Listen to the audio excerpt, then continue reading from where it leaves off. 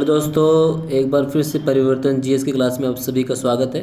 जैसे हमने आपसे बात की थी, हम 40 दिन की पॉलिटिकल साइंस की रिवीजन क्लास आपके सामने लेकर आएंगे जो आपकी सभी प्रतियोगिता परीक्षाओं के लिए काफ़ी महत्वपूर्ण होगी। तो उसी प्रक्रम में हम अपनी इंडियन पॉलिटिकल डे 14 लेकर आए। आज हम बात करेंगे केंद्रीय मंत्रिपरिषद। आज की क्लास शुरू करने से पहले जो भी मेरे चैनल पर नए, मेरे चैनल को सब्सक्राइब कर लीजिए, लाइक कीजिए और शेयर कीजिए प्लीज़, ताकि हम आपके सामने इससे और भी वीडियो बनाते रहें। और आपका सहयोग ही हमारे सबसे बड़ा आधार है हमारे मेहनत का। तो चलिए शुरू करते हैं। आज का पहला प्रश्न, भारत के प्रधानमंत्री के विषय में निम्नलिखित कथनों में से कौन सा सही है? ऑप्शन ए, प्रधानमंत्री मंत्रिपरिषद का नाम मात्र का नेता है।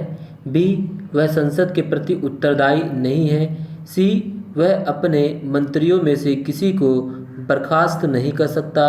और डी, प्रधानमंत्री मंत्रिपरिषद का वास्तविक नेता है।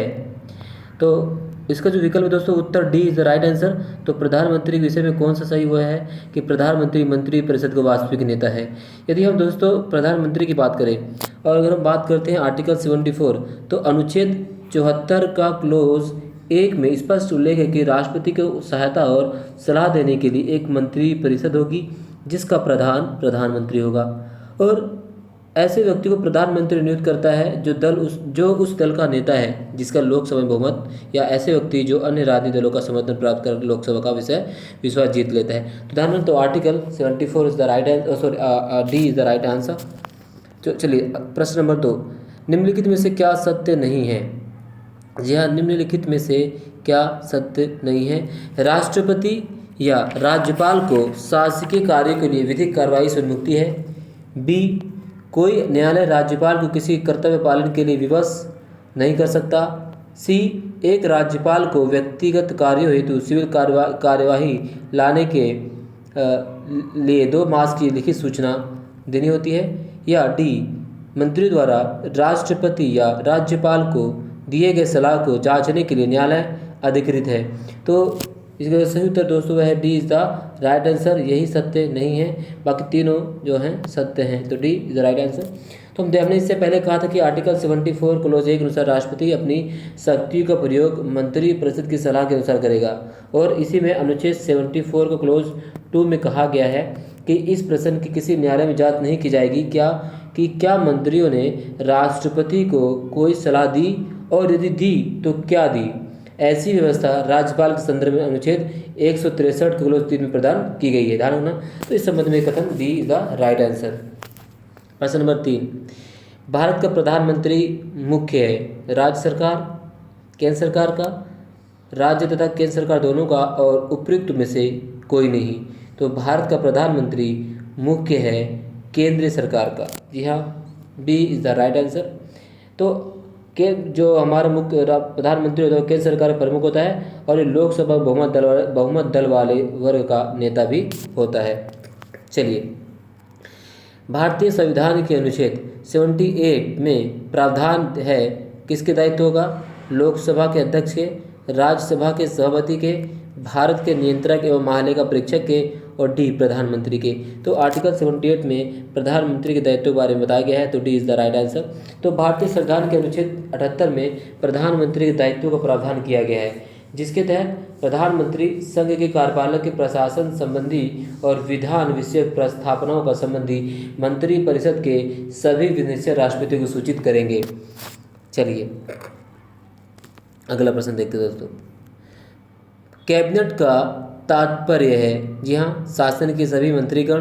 बी, कैबिनेट स्तर के मंत्री। सी, अपने सचिवों के साथ कैबिनेट स्तर के मंत्री। डी, राज्य मंत्रीगण। तो हम देखेंगे उत्तर B is the right answer. तो कैबिनेट स्तर के मंत्री। तो अगर हम कैबिनेट स्तर के मंत्री की बात करें दोस्तों, तो इसमें देखेंगे कैबिनेट या मंत्रिमंडल प्रधानमंत्री सहित कैबिनेट स्तर के मंत्रियों की परिषद होती है, और जबकि मंत्रिपरिषद में प्रधानमंत्री एवं कैबिनेट स्तर के मंत्रियों सहित राज्य मंत्री एवं उप मंत्री भी शामिल होते हैं। और हम बात करते हैं तो मंत्रिमंडल का उल्लेख जो है दोस्तों एक ही बार किया गया है। मंत्रिमंडल शब्द को उल्लेख किया गया है संविधान के अनुच्छेद 352 में मंत्रिमंडल शब्द का उल्लेख किया गया है। ये इसे शामिल किया गया 44वें संविधान संशोधन में। उसमें साफ साफ कहा गया कि बिना मंत्रिमंडल की सहायता और परामर्श से राष्ट्रपति किसी प्रकार का आपत्ति लागू नहीं कर सकते हैं।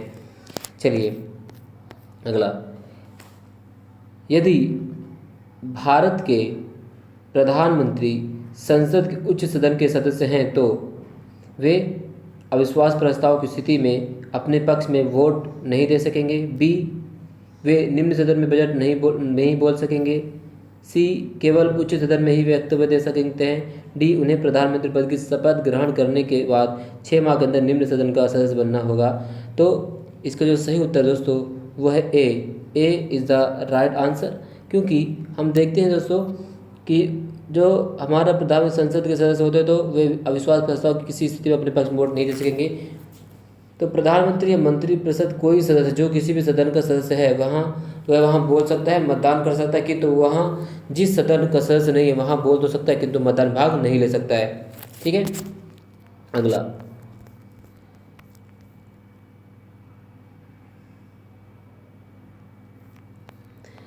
प्रधानमंत्री भारतीय संविधान के निम्नलिखित में से कौन सा प्रावधान मंत्रिपरिषद की नियुक्ति तथा पदच्युति को विवेचित करता है? तो अनुच्छेद 70, अनुच्छेद 72, अनुच्छेद 74 और अनुच्छेद 75। तो इसका जो सही उत्तर दोस्तों वो है अनुच्छेद 75। Option C is the right answer. तो भारतीय संविधान का अनुच्छेद 75 जो है मंत्रिपरिषद की नियुक्ति एवं पदच्युत को विवेचित करता है। अनुच्छेद 75 का क्लोज 1 के अनुसार प्रधानमंत्री नियुक्ति राष्ट्रपति करेगा और अन्य मंत्रियों की नियुक्ति राष्ट्रपति प्रधानमंत्री की सलाह पर करेगा। तो इस प्रकार से संबंधित जो प्रश्न उत्तर सही है। तो इससे संबंधित जो PDF है दोस्तों मैं आपको लिंक डिस्क्रिप्शन में दूँ, वहाँ से आप डाउनलोड कर लीजिएगा।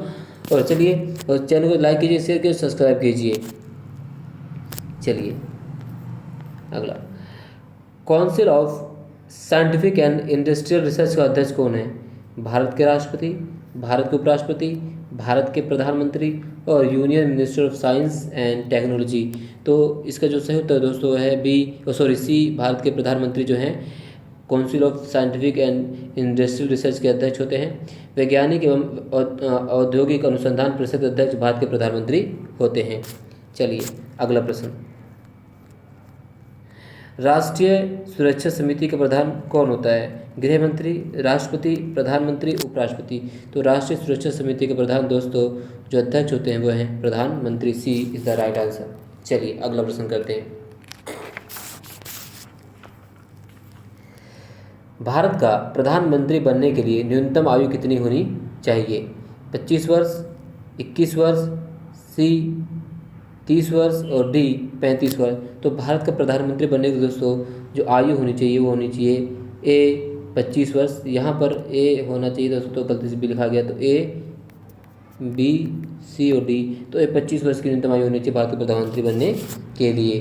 तो संविधान के अनुच्छेद 75 क्लोज 1 के अनुसार राष्ट्रपति प्रधानमंत्री की नियुक्ति करेगा और वह व्यक्ति संसद सदस्य होना अनिवार्य है और वह कम से कम 25 वर्ष तथा राज्यसभा के लिए कम से कम 30 वर्ष का आयु होना अनिवार्य होता है। तो इस प्रकार हम समझ सकते हैं। तो भारत में प्रधानमंत्री न्यूनतम आयु कितनी होनी चाहिए? 25 वर्ष होनी चाहिए।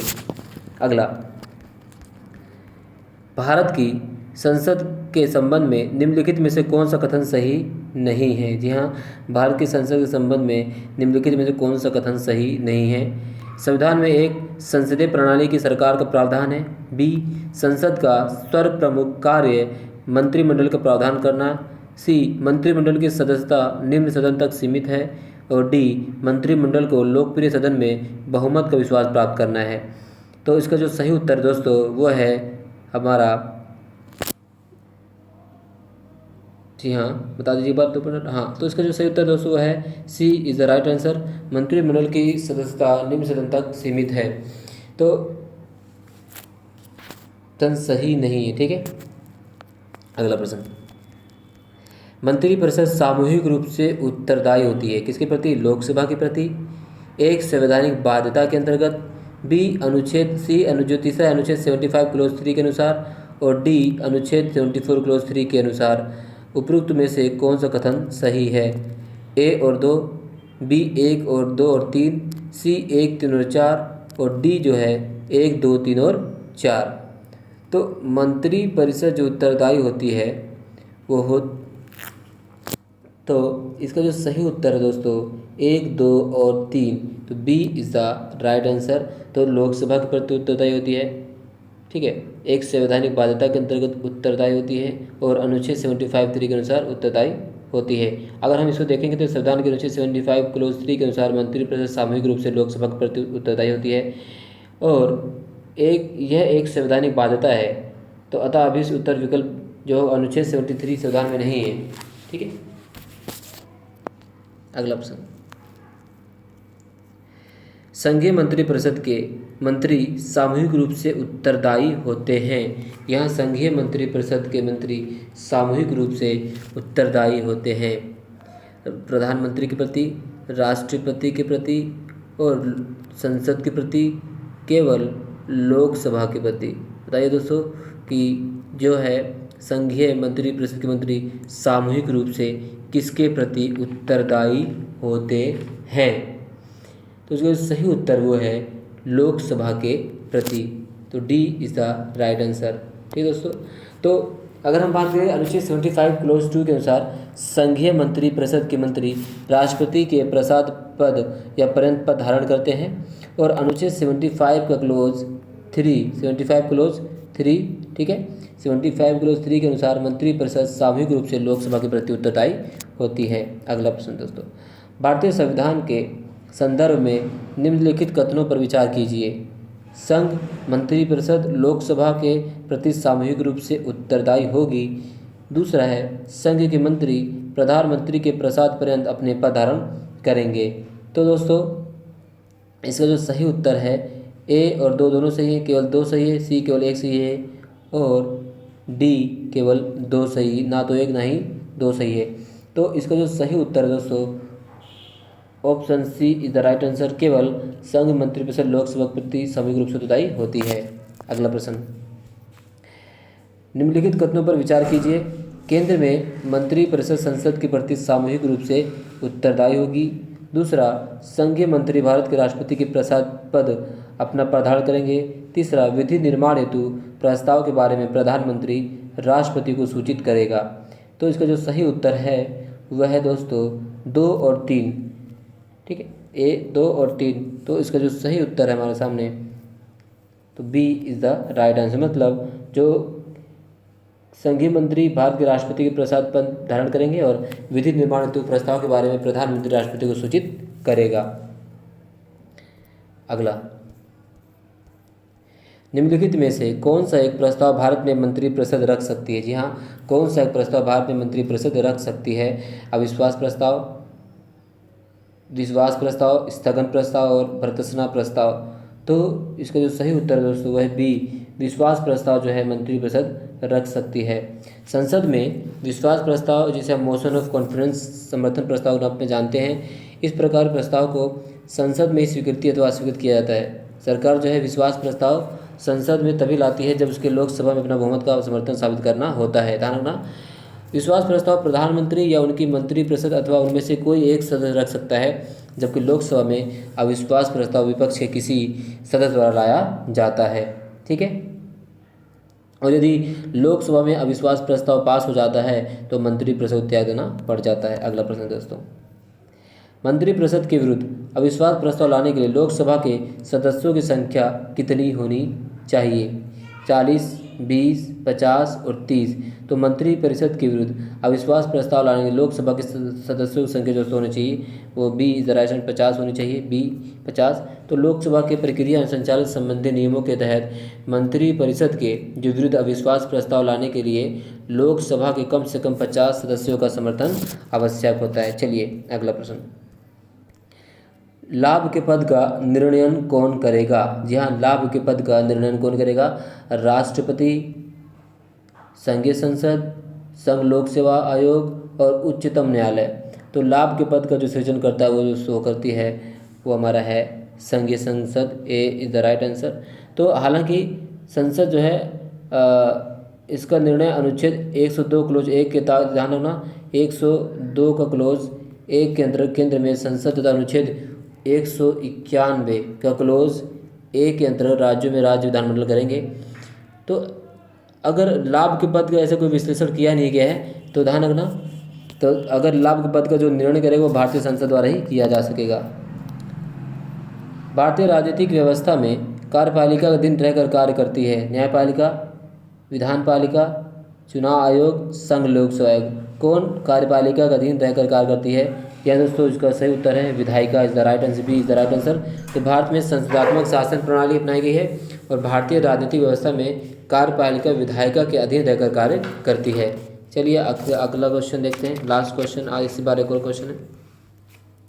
संविधान में मंत्रिमंडल शब्द का एक ही बार प्रयोग हुआ है और वह किस अनुच्छेद में हुआ है? अनुच्छेद 352, अनुच्छेद 356 में, अनुच्छेद 74 में और अनुच्छेद 76 में। तो इसका जो सही उत्तर दोस्तों अनुच्छेद 352 में एक ही बार मंत्रिपरिषद शब्द का प्रयोग किया गया, आर्टिकल 352 में। इससे पहले नहीं किया गया है। चलिए अगला प्रश्न देखते हैं। निम्नलिखित में से कौन भारतीय मंत्री रहे? जी हाँ दोस्तों, निम्नलिखित में से कौन भारत के केंद्रीय मंत्री रहे? आप बताइए। वीपी सिंह या वाई चौहान, आर वेंकटरमण और प्रणब मुखर्जी। कौन भारत के केंद्रीय मंत्री रहे? तो इसका जो सही उत्तर है तो दोस्तों चारों जो हैं VP Singh, Y Chauhan, R K Venkataraman और प्रणब मुखर्जी, सारे के सारे चारों जो हैं भारत केंद्रीय मंत्री रह चुके हैं। ठीक, तो D is the right answer. अगला प्रश्न दोस्तों, तो ये हमारा आज का जो महत्वपूर्ण 21 क्वेश्चन थे ये समाप्त होते हैं। आई होप आप लोगों को वीडियो काफ़ी अच्छी लगी होगी। तो इसे लाइक कीजिए, शेयर कीजिए, सब्सक्राइब कीजिए, क्योंकि आपकी सहयोग की हमें ज़रूरत है। तब तक के लिए अपने आप को सेफ रखिए, सुरक्षित रहिए और जय हिंद।